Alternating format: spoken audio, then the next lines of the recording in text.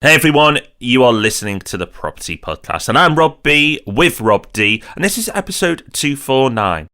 Someone very wise once said, never make predictions, especially about the future. Well, this week, we ignore that good advice.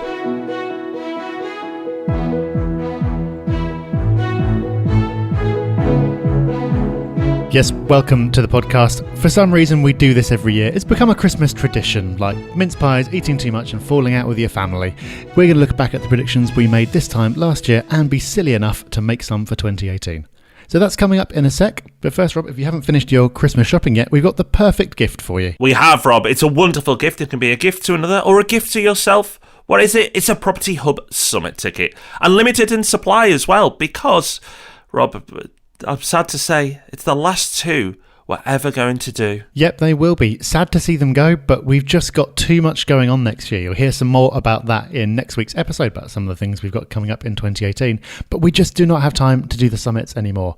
But they have been exceptionally popular. We got fantastic feedback on them. So if you would like to come and get the benefit of the summit before it's too late, then you need to go to thepropertyhub.net/summit and book your place. And if you have no idea what we're talking about and you're starting to think this has got something to do with mountain climbing, then go to that link as well, thepropertyhub.net/summit, where you can learn more about exactly what it is and how you can benefit. Right, we can't delay it any longer. Let's talk predictions. And let's start by looking back at the predictions we made last year and hear how we got on.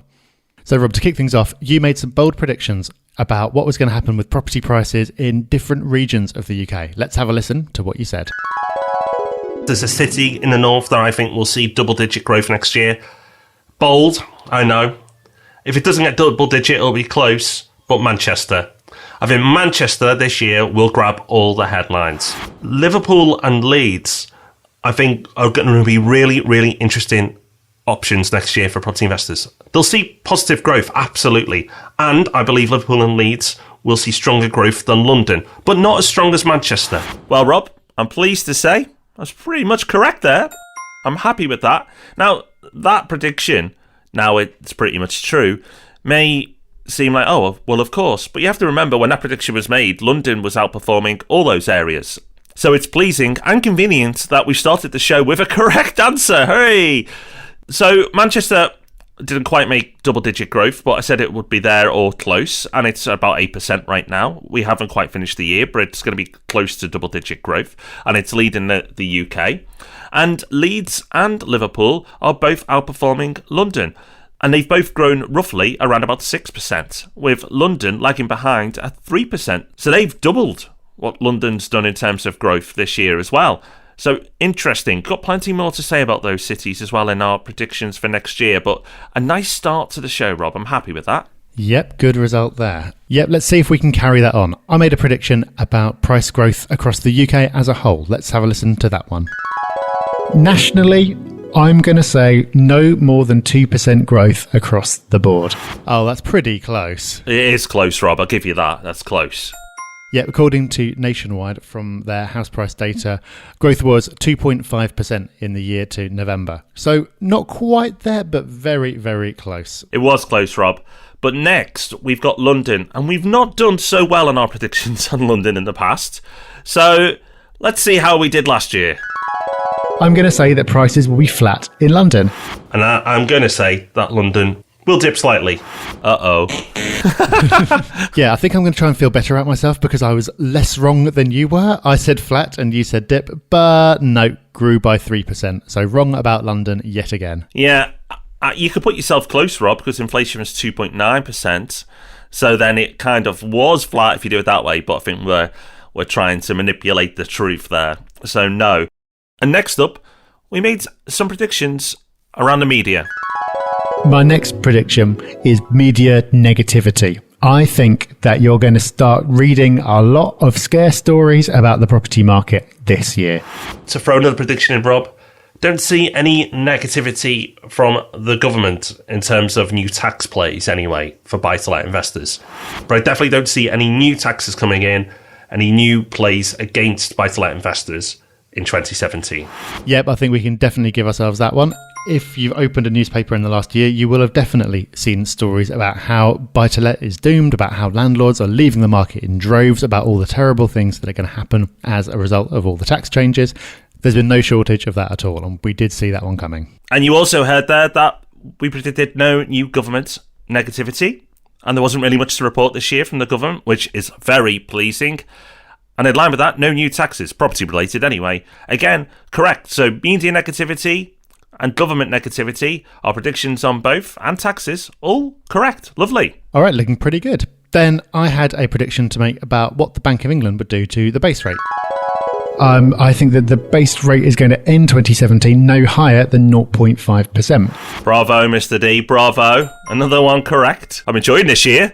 I was very close to saying no base rate rise, but I gave myself a little bit of an out, back up to 0.5%, and I'm glad I did, because they snuck that in towards the end of the year. Yet another tick in the box there. And finally, we made some predictions around limited company mortgages. So most of the lenders in the limited company market at the moment are not your mainstream lenders. I expect at least one, maybe more, mainstream lenders to come into the limited company buy-to-let market, and that will provide a huge boost to the sector. Well, I think we should retire now, Rob. Yep, I think so. New lenders coming in. Well, the Mortgage Works helpfully towards the end of the year entered the limited company market, and lending in general for limited companies so much better than it was a year ago. So all in all, Rob, I'd say that's a 8 out of 10 year, 8.5. That's pretty good. I'm happy with that. Yeah, absolutely. So that's the end of the show.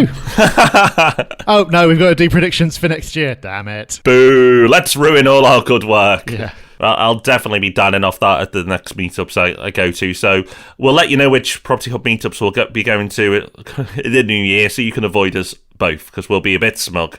But don't worry, we'll make some predictions now to even everything out. Okay. So would you like to kick us off, Rob? Alrighty. Well, as picking out cities seem to be pretty good for us so far, I'm going to focus on cities. And I'm going to say, and this is my big one to watch next year, I'm going to say that Liverpool will be in the top 3 cities for capital growth next year. Now, it's not there yet. It's doing well. And it's done better the second half of this year than it has done the first. But I think it'll really kick on next year. And I expect to see Liverpool in the top 3. I'm really going to create a rough way back here and tell you the other 2 cities I think will be in the top 3. If this was a betting accumulator, I'd make a fortune. So next I'm going to put in Manchester and Birmingham in no particular order, but I expect the top 3 to be made up of Liverpool, Manchester and Birmingham. And to put even more pressure on top, Rob, I think Leeds will be in the top 5 as well. So I picked 4 out of the top 5 there of cities. So I'm pretty much doomed next year when we review this, because to get them all right is going to be tough, but I think I'll be there or thereabouts. Well, getting very specific now. Clearly feeling confident after last year's predictions. Okay, I'm going to stay away from cities and I'm going to make a prediction about growth across the whole of the UK, or rather not growth. I'm going to predict that UK-wide house prices will actually fall in real terms next year. Now that sounds dramatic, but it actually happened this year. We saw that prices grew by 2.5% according to Nationwide, and inflation, I believe, is at 2.9%. So in fact, that's already happened. And I'm just saying that I think that's going to continue again next year. I think we'll continue to see relatively high inflation and relatively low price growth, and therefore a real terms fall. So it sounds dramatic, but really I'm just saying that I think growth is probably going to be less than 3% and inflation's probably going to be a little bit more. As I was so specific with my last prediction, I will make a UK prediction, but I'll give myself a little bit more bandwidth here. I'm going to say UK growth will be less than 5% in total. So I've given myself plenty to work with there, but it'll be in positive territory, but it'll be less than 5% total. I think you've earned that one. Okay, for some reason, I find it necessary to tackle London again, despite our repeated failure every single year. This year, I'm going to be a little bit more vague, because I just want to be right about London one year. So I'm not going to put a percentage on it. All I'm going to say is that I think London is going to be outperformed by every other region of England. So I'm excluding Scotland and Wales, But I'm just saying that London is going to perform more poorly than every other region of England. That, again, might sound surprising if you haven't been paying attention to what's been going on this year, but that has happened this year. That's probably going to surprise a few people, but I don't see any sign of that changing next year. Yeah, it's amazing how some people are probably clinging to old beliefs that London's doing well in the property market, but it's right at the bottom. And in the UK, only really Aberdeen's performing worse. But as you say, in England, it's at the bottom of the league. So moving away from areas and cities altogether now, I'm going to make some general predictions. And I think the trend of lenders, mainstream lenders, entering the limited company market will continue. We've currently got one as we record this. I would expect at least four big name lenders to be in the market by the end of 2018. So we will see. But I think others will look at the mortgage works and think, I want a piece of that pie too, and follow suit. So let's see what plays out. Yep, definitely agree with you on that one. And I'm going to reiterate my prediction from last year because it went well and say that there's going to be no base rate rise this year. That might be surprising with inflation being on the high side. You might think that they'd increase it, but I just don't think that the economy can take it at the moment. So I think we'll still be at 0.5% next year. Now, Rob, we've done so well. How'd you like to really go out on a limb and take some risks now? Okay, so let's look at the 18-year property cycle. So throw some rationale behind what we're about to do. We are entering or have entered the mid-cycle wobble, and next year we expect that to be the same as well. So if you actually look at what we've predicted, other than a few key cities, it's a pretty flat year. It's an unexciting year. Yes, Manchester is doing incredibly well, and yes, Liverpool and Leeds look like they're on the up too. But these are pockets in the country where most areas are not doing that well at all. And as we've seen, house price growth this year, in real terms, has actually fallen because it's below inflation. So, all that being said, I think next year will be similar. It's not going to be a powerhouse year as we predicted, but I think this is not just going to be reflected in property. I think this will be reflected in the economy as a whole. Now, Rob, I'm going to make a couple of predictions, and feel free to say yay or nay or stay away for your own safety. It's up to you. But my first prediction will be, at some point next year, in 2018, Bitcoin will crash by at least 40%. I can't see it not happening. I know it sounds very bold because that's a huge percentage fall. But the last time I've seen anything like this happen, they were trading tulips in Holland many years ago. And for those who don't know what happened there, it didn't end well. And I think the same will be applied to Bitcoin. Now, I know lots of people are passionate about Bitcoin, and we'll probably get lots of tweets and comments telling us why Bitcoin will continue to rise and rise and rise. And I'm not saying long term it isn't a good thing.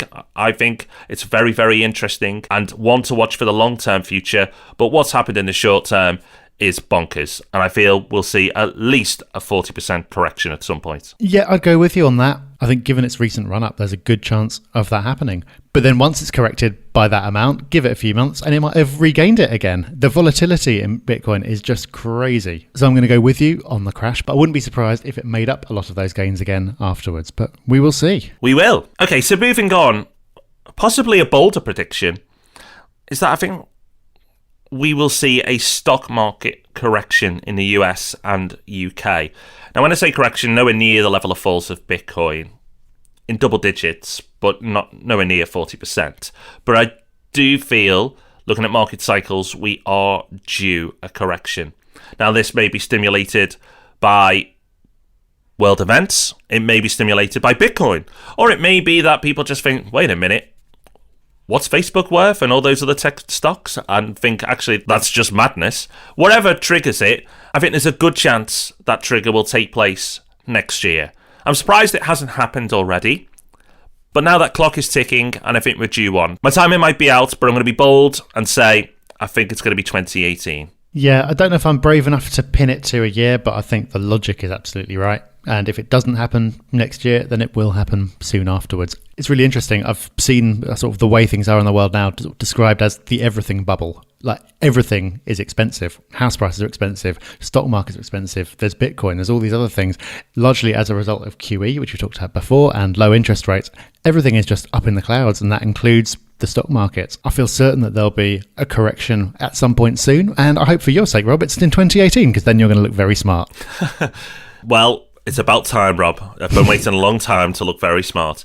I will add, though, that I wouldn't panic if we have a stock market correction because it's expected. I don't think it'll be a full-on crash. And I think in the long term, it'll be fine. I don't think this is a 2008 event when it happens. I just think it's a mid-cycle wobble.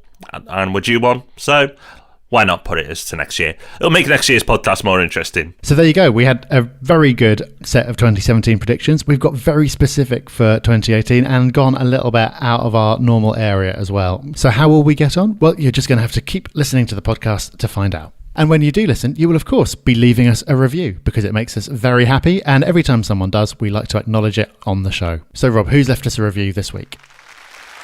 Well, a huge thanks to Beverly. Beverly says, "Hi Rob and Rob, I've recently downloaded your podcast and been catching up on past episodes. They are really easy listening as well as very informative. My hubby and I are looking to invest this year and we've already spoken to your lovely Matt at R&P Property about sourcing our first property for us. We'll be soon looking to come down to London for a one-on-one chat. We're also looking forward to going to the next property meetup in Liverpool. So exciting times ahead and I will be staying glued to all the good stuff you're putting out there.